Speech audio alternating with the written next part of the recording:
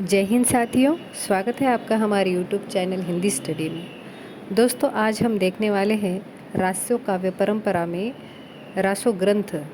इनकी प्रमुख संख्या बताई गई है 10। तो क्रम से आइए हम देखते हैं, क्योंकि कई बार TGT, PGT, KVS और नवोदय विद्यालय, सेट नेट आदि सभी परीक्षाओं में हिंदी की रासो काव्य परंपरा पर निश्चित रूप से एक न एक क्वेश्चन तो होता ही हो, जिसमें रचनाकार का नाम पूछा जाता है या फिर रचनाकार का नाम देकर उस रचनाकार की रचना के बारे में पूछा जाता है, या उसके बारे में अन्य जानकारी, वो किस शताब्दी में लिखी गई है या उसका विषय क्या है आदि पर कई बार प्रश्न पूछे जाते हैं। तो देखते हैं हम रासो काव्य परंपरा में पहला ग्रंथ है संदेश रासक।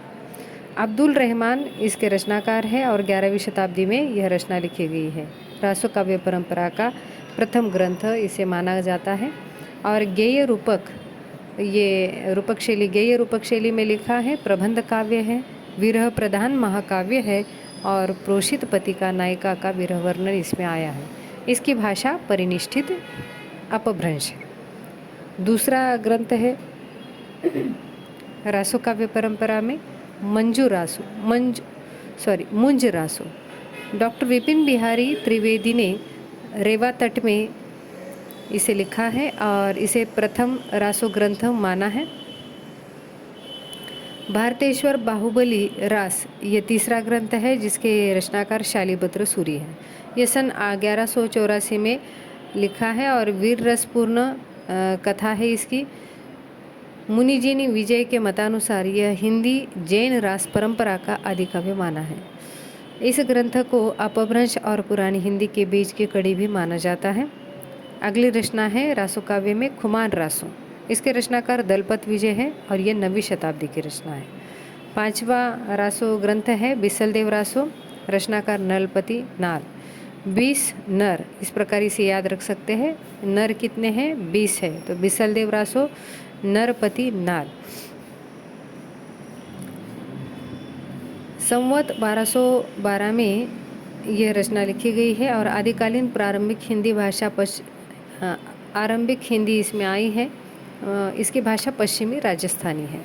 अगली रचना है हमीर रासो और रचनाकार है षडंगर। हमीर रासो, षडंगर। 7वीं रचना है हमीर महाकाव्य, नयन चंद्र सूरी द्वारा लिखित है। ये 1460 विक्रम संवत में।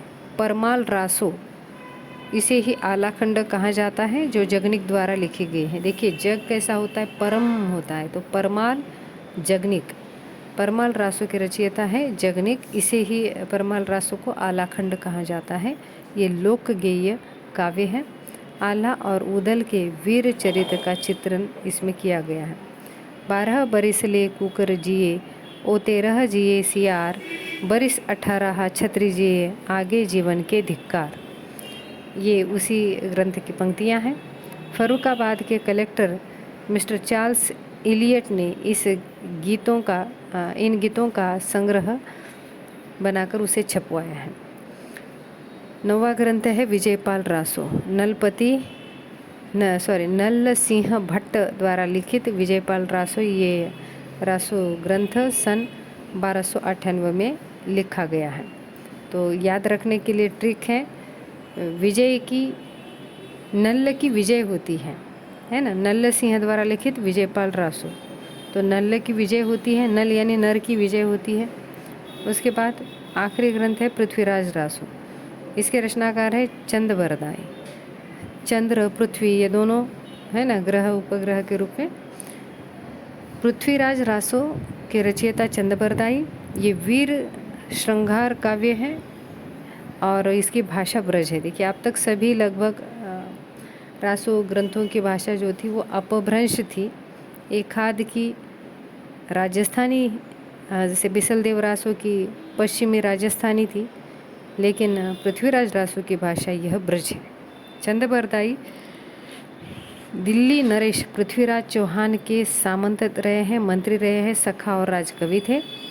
इसमें कुल 69 सर्ग हैं।